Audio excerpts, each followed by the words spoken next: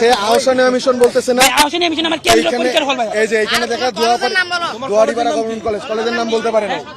তার এই যে বারকোড আছে, সেই বারকোডের মধ্যে তার পরিচয় কিচ্ছু নেই, আসার কথা স্বাভাবিকভাবে আপনি স্ক্যান করে দেখেন কোনো পরিচয় নেই। একটা কলেজ এত দায়িত্বহীন কোনোভাবেই হইতে পারে না, কোনোভাবেই হইতে পারে না। আমি বিশ্বাস করি যদি আপনি নিজে দেখেন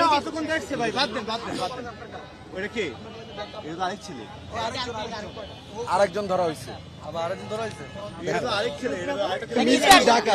পুরাই ফেক। আর কি লিখছে এর মানেটা কি? শিক্ষাকে ওরা বলতে কি ধরনের কথা? পরিচয়, ওর পরিচয় বের হচ্ছে কিনা?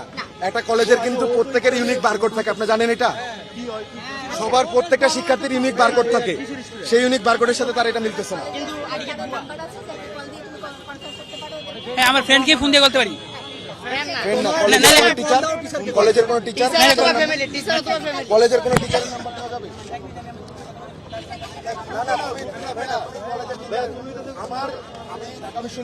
সমস্যা নাই, তুমি টিচারদের সাথে কথা বলে ওদেরকে দেখাও।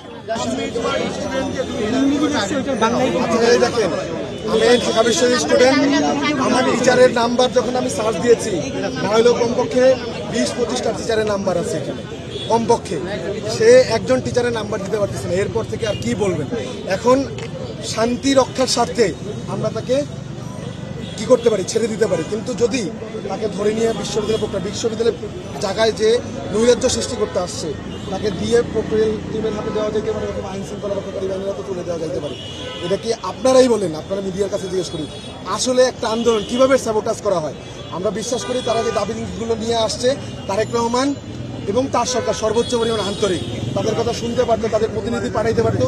কিন্তু যেখানে প্রধানমন্ত্রী আসছে, আসার পর থেকে তারা এইখানে বিশ্ববিদ্যালয়ের প্রাঙ্গণ তারেক রহমান যে যাওয়ার রোড, সেই রোডটাকে ব্লকেট করছে। এবং তারা প্রথম থেকেই বলতেছিল যে তারেক রহমানকে দেখা না পর্যন্ত। এখানে গতকালকে তারেক রহমানের এক জায়গায় মাদারীপুরে আমরা দেখছি তার মানে গাড়ি বহরের উপরে হামলা হয়েছে। এইখানে যে তার নিরাপত্তা ঝুঁকি নেই, এটার গ্যারান্টি কি?